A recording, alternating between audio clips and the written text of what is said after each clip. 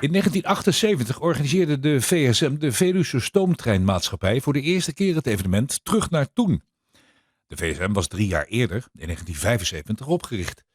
In deze film zien we de eerste stoomlocomotieven die de VSM toen had. De 80036, de 23071 en de 23076. Deze collectie is later sterk uitgebreid. En Terug naar Toen is inmiddels een jaarlijks terugkerende traditie geworden.